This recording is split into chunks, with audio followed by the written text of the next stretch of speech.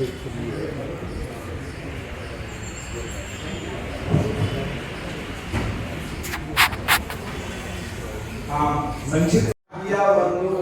ಸಂಕೇತ. ಆ ಒಂದು ಸಂಕೇತ ಇಟ್ಕೊಂಡು ನಾವು ಈ ದೇಶನ ಆಳ್ತೀವಿ ಅಂದ್ರೆ, ಈ ದೇಶನ ನಾವು ಮುಂದಕ್ಕೆ ನಡ್ಸ್ಕೊಂಡು ಹೋಗ್ತೀವಿ ಅಂದ್ರೆ ಸಾಧ್ಯ ಇಲ್ಲ. ಇಟ್ಕೊಂಡು ಮುಂದೆ ಬರೋದ್ರೆ ನಾವು ಅದು ಸ್ವಲ್ಪ ಕಷ್ಟಕ್ಕೆ ಸಿಗಾಕೋಬಹುದು. ನಾನು ಈ ಒಂದು ಕಾಲಘಟ್ಟದಲ್ಲಿ Shimoga district that gave us Shantanu Gopal Gowda, who gave us S. Bangarappa and other socialist veterans. How did that district give us Yediyurappa and a whole bunch of other BJP warriors? This is the transformation that we have seen.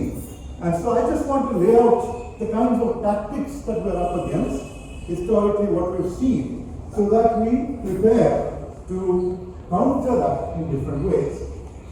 The first tactic that I will arguing that women should not drink, should not be out there partying in a pub. And I personally led for 25 simultaneous protest rallies across Bangalore city, saying no moral policy, no attacks on women. Nothing to do with politics, nothing to do with Valentine's Day, which is actually the trigger of the whole Bangalore. Ramsena said they would come here on Valentine's Day and if they found couples together, they would either get them married or they would make them tie Rakis to each other, all sorts of threats. Anyway, so they would be managed to get lakhs of people out, especially college students and very conservative women's college students also came out and protested and went back. Ramsena essentially ran away.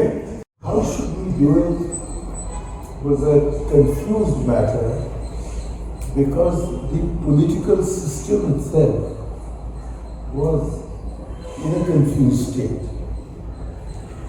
On the one hand, we found that in the Hindi heartland, that is the region extending from Delhi through to Bihar, there was a very strong BJP presence based upon religious mobilization. Equally in parts of Western India, starting from Gujarat, there was virtually a wiping out from the political scene of all non-BJP forces.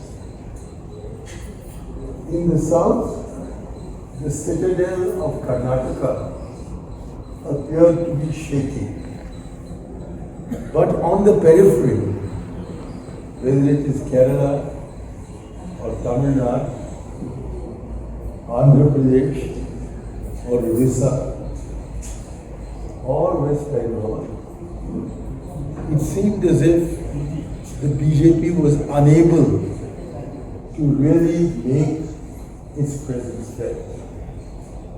In the northeast, by a very curious development, despite the BJP and its elements burning churches, beating up priests, generally acting against the Christian community, astonishingly they are apparently in power in many of the northeast hill states.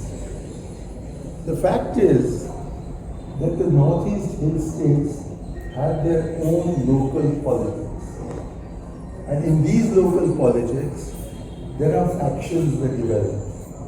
And whichever faction comes to power realizes that it cannot run the state without the financial assistance of the sector.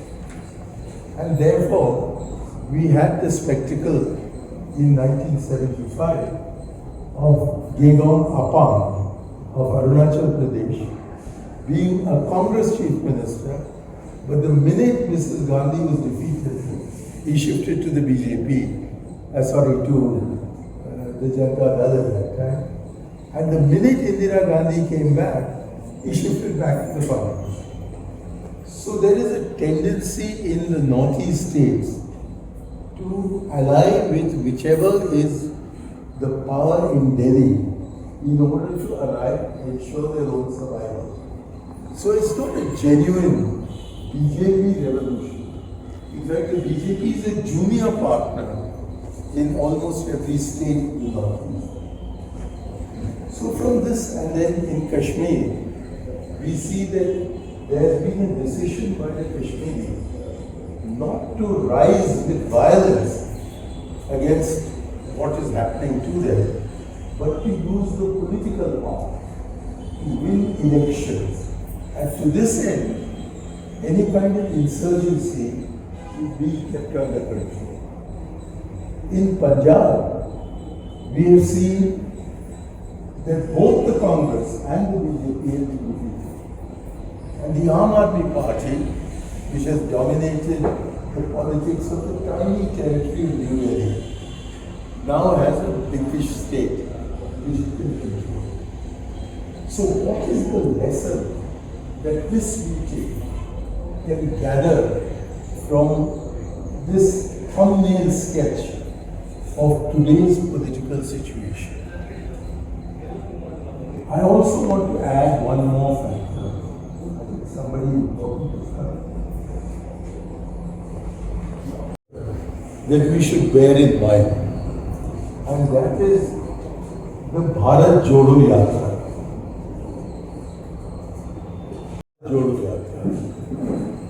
Which has, in a sense, transformed the image of the Congress. There is nobody who is using the kind of words that they did earlier about Rahul Gandhi. And the only thing we can say is that Modi's beard looks like Rabindranath Tagore and Rahul's beard looks like Saddam Hussein. It's to this idiotic level that the political argument is being taken, while at the same time there is an acceptance that the Congress party does have a national leader of considerable substance. Now I want to put all of these factors together to decide what we sitting here and you sitting there should do in these circumstances. I want to make my speech today not an ideological statement, because I made my ideological statement in Delhi and in Ahmedabad. And I know that all of you share my ideology. So there is no need for me to reiterate my ideological arguments for secularism. What I want to do is to see what role we can play in defeating communalism as personified by the BJP and in particular the effective leader of the BJP, who is Sri. Okay.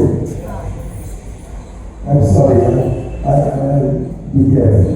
Is what do we do in the 12 or 13 months that remain by which we can overthrow these communal forces? Because the communal forces, as Rajiv Gowda pointed out in Karnataka, and as all of us know in the rest of the country, have done so much damage to communal harmony in India that we must focus, like Arjuna focused on the fish's eye, on what is to be done now. To understand that, please just remember this one sentence, that the BJP has at best received 1/3 of this country's vote, but got 2/3 of the seats. It has not got a majority of the votes. And therefore, even if it had, in a proper democracy, it should get about 50% of the seats. But with 33% of the vote, they got 66% of the seats. These figures may be adjusted a little bit. By and large, that is the situation. But while in the country as a whole, they have not got more than 1/3 of the vote. In the Hindi heartland, they've got up to 80%. So we have to see what is happening in the rest of the country and how we can focus on the Hindi heartland.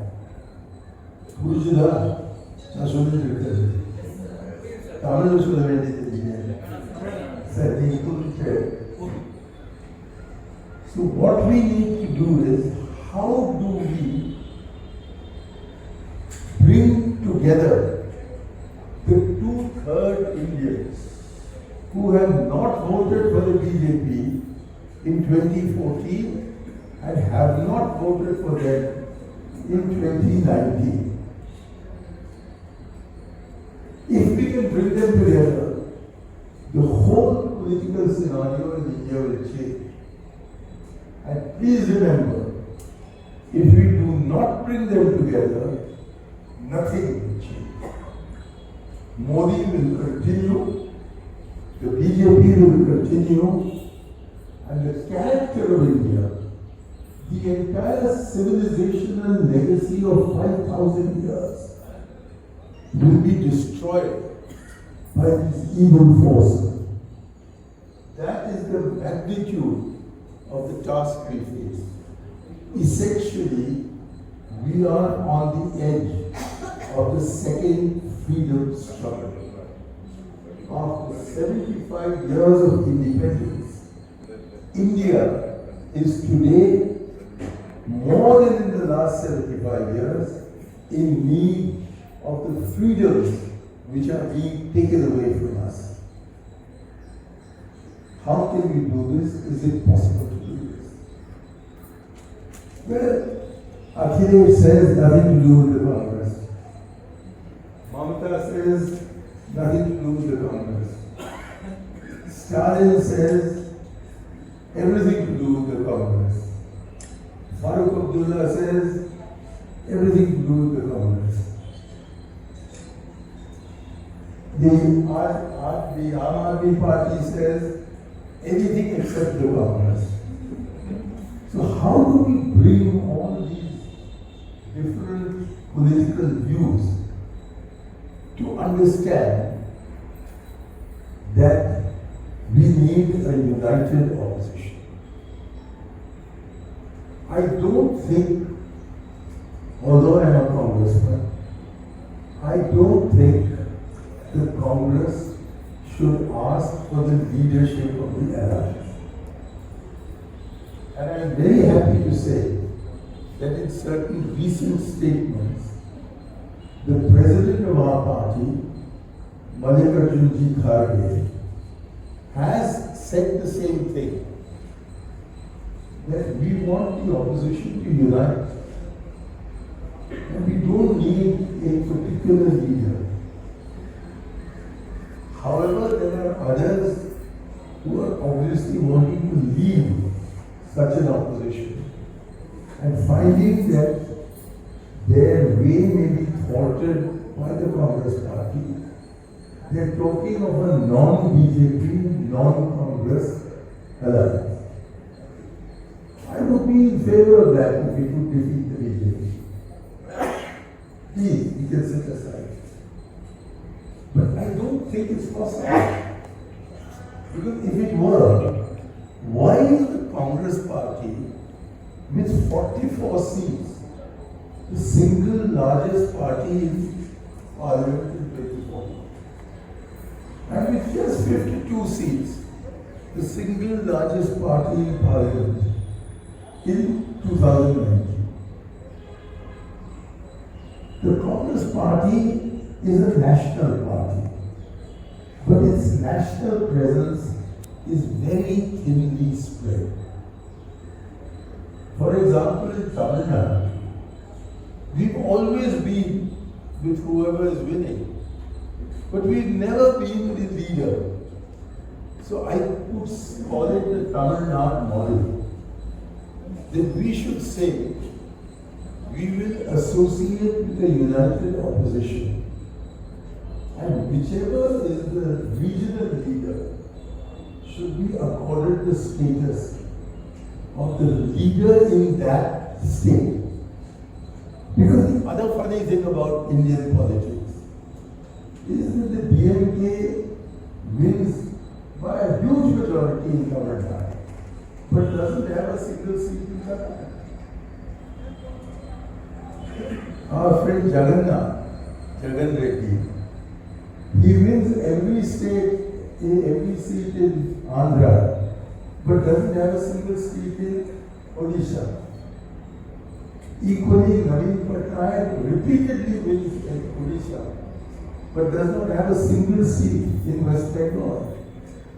Mamata wins in West Bengal, but she doesn't have a single seat in Bihar.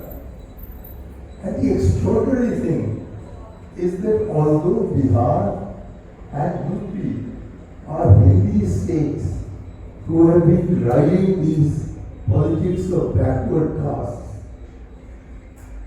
nobody can defeat Nitish Kumar in Mughal Sarai. But he can't win a single seat in Banaras. And just like that, Akhilesh can always win in say, Varanasi, but he can't put up a candidate in Mughal Sarai. So all these leaders who call themselves regional leaders are in fact state leaders. But in their respective states, they are much bigger than any other regional leader, and in many cases, they are also bigger than the so-called national party, the Congress. This is where the Tamil Nadu model comes in. The Congress has not been in power in Tamil Nadu for the last 60 years. I want to assure you that the Congress will not be in power in Tamil Nadu for the next 60 years. But we will always be with the ruling party in Tamil Nadu because the DMK and the ADMK are so evenly matched that it is whichever of the DMKs puts up the larger coalition that wins the election. So when I fight an election in Mayiladuthurai, my jeep has 11 flags. There are 11 members of the coalition. And I see my ADMK opponent coming. He's only got 7 flags. So my 12 flag will be 11. That's a simple electoral logic to that. And since we are talking electoral logic, I would say that so long as the Congress accepts the leadership of the state leader, and in return, the others accept that in states like Maharashtra, in Gujarat, in Rajasthan, in Madhya Pradesh, in Himachal Pradesh, in Jharkhand, it is the Congress that is the state leader. So we explain that the left may be the leader in Kerala, but it's not the leader in Madhya Pradesh. So therefore, is this group ready to work towards just explaining to opposition leaders the logic of the Tamil Nadu model? We can form a collective opposition. That there will be several leaders. There will be a leader in Uttar Pradesh. There will be a leader in West Bengal. There will be a leader in Assam. There will be a leader in Jammu Kashmir. There will be a leader in Telangana. These will not be all of the same party. But together, they will be non-BJP. And they stick together with the glue of secularism and federalism. B.R. Ambedkar said of the Indian Constitution, and this is underlined in a paper I have just read written by Iyer, that India is a union of states. He added, comma, with federal features. So what we need to do is that each of these state leaders want state powers to be enhanced. In 1950, there was the danger that India would get balkanized, that we would break up into many, many countries. But today, I think we can say confidently that India is here to stay. And if India is here to stay, then there is not the danger in 2024 that we had in 1948 of the country breaking up. You see that in Tamil Nadu. It was a state which was based on separation. Openly, C.N. Annadurai said that we want a Tamil Nadu, preferably a Dravidistan. And Jinnah supported it. Jinnah supported Periyar. But Periyar said that I want a Dravidistan. So, that danger is now over. We can easily give more finances, more powers to the states. So if the Congress makes the offer that we will ensure a higher degree of federalism in the running of the country, in exchange for all opposition leaders to come together as equals, nobody to be on top. Then, depending on whoever gets the largest number of seats, we decide who the Prime Minister will be. This is not a new suggestion. In 2004, we did not know who was, the UPA did not exist. It was only after the election that the Chief Minister of Tamil Nadu, Mr. Karunanidhi, whom everybody in Tamil Nadu calls Iyer, suggested this name, UPA, United Progressive Alliance. Because he had called this the Jananayaka Mutpoku Kutani in Tamil Nadu. So that was the same name that he gave to the country as a whole. The Prime Ministership of India was decided after the election. And all the opposition parties thought Sonia Gandhi would become the Prime Minister. But she decided to give it to Manmohan Singh. And Manmohan Singh was able to run the place for 10 years. So we can always intelligently decide which secular leader will be the Prime Minister of a secular government, so as to bring the country back onto the path of what we in Tamil Nadu call Madachar Bil Wealth, that is secularism, which can be translated in Hindi as Panth-Nirpeksha. So, what I suggest to Sanjeev, to D.P. Roy, to Kampanza, is that a delegation be formed from out of those who are present here, those sitting on the stage and those in the audience. Form a small, what you may call an arrow committee or a working committee, some word, which will go on a non-party basis, but under the overall aegis of the Socialist Party, all over the country, to meet non-BJP leaders, including Mamata, including Akhilesh, who just said he had nothing to do with it, including Kejriwal, and say to them that please don't make divisions among the non-secular forces.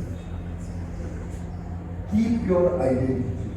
As Mrs. Gandhi said, secularism in India is not a khichdi where you put everything together and mix it up.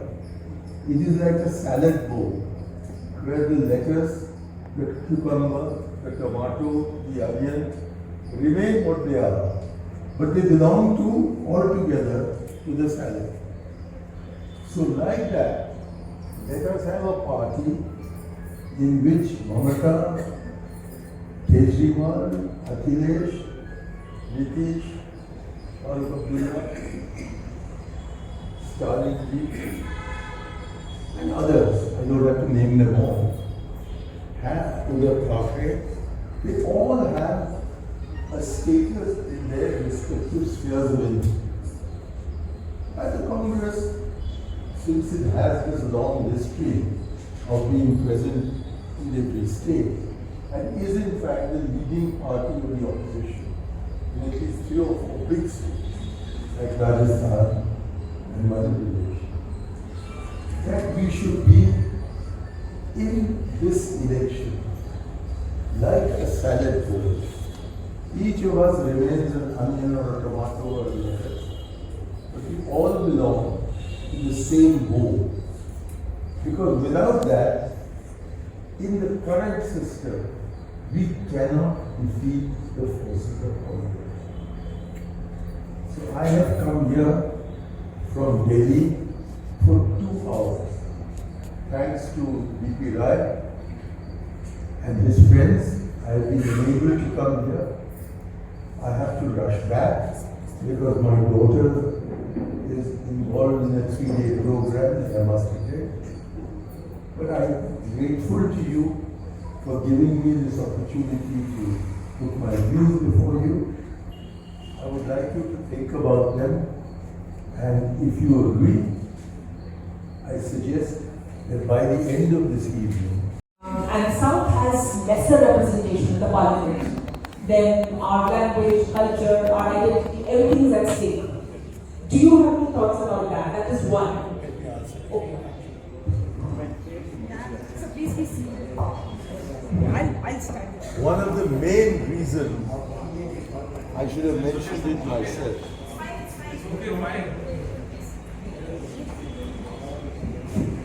Reason, but which I should have mentioned myself, is that if we do not defeat the BJP and the BJP repeats in 2024 what it did in 2019 and 2014, the Constitution of India is in danger. And in particular, through this process of revised delimitation, particularly southern India is in great danger of losing out, because we have been very much more effective in controlling our birth rates than the North has been.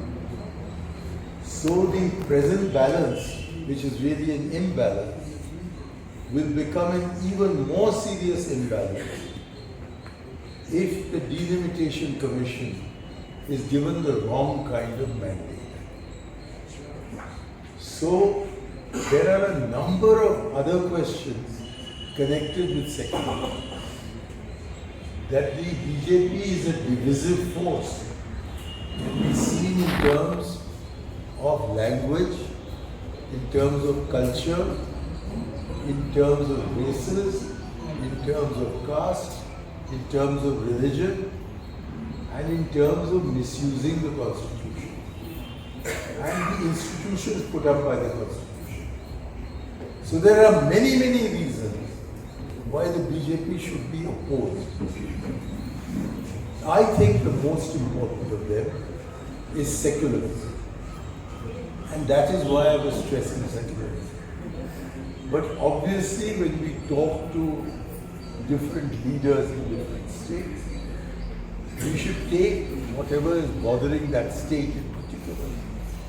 Now in Tamil Nadu, there is very deep concern over NEET, N-E-E-T. So we'll have to tell them that so long as the BJP with Hindi, Hindustani being its Hinduism, being its creed, they will never change me. No, we will see to it that like in the UPSC exams, you can write the exam in Tamil. You can do that also in me. Then these problems will get resolved. So only if you have a secular outlook, if you obey the idea of India given to us by Gandhi and Iyer, only then can all these subsidiary problems be resolved. We will stick together. Well, the danger in 1947 was that with the creation of Pakistan and the departure of the British, that Travancore Cochin would become an independent state, that Hyderabad would become an independent state, that maybe Kashmir would become an independent state, that in Bengal there was a move to unify the two Bengals but take it out of the Indian Union. So there were various complications which we've solved over these years. There was that Tamil Nadu demand for Dravidistan. So therefore, I don't think there are the same dangers of balkanization. But if this unity in diversity is changed into unity in uniformity, then I think all these separatist tendencies will come to the fore again. Look at how the Congress has handled the Punjab problem. Master Tara Singh said we want a Sikh state. And Nehru said you can have a Punjabi speaking state, but I will not give you a Sikh state. Kerala wanted Malappuram. It was heavily opposed, saying you want Malappuram only because it's a Muslim majority district. And the answer was precisely for that reason. We will allow a Muslim majority district so that they feel that they belong to Kerala and therefore they belong to India. So therefore, if the basic difference between the Congress and the BJP is on the question of unity in diversity, therefore the Vakkaligas should rise against the Muslims. I thought Rajiv Gowda put that beautifully. So therefore, we must combine secularism with federalism, with a greater degree of federalism. Because as G.P. Roy has quite correctly said, India is not a federation, it is a union of states. But it is a union of states. So the states need far more fiscal power than they have now. The center must reduce its role in the running of the country. And the center has a lot to do. States can't run foreign policy. States can't run defense policy.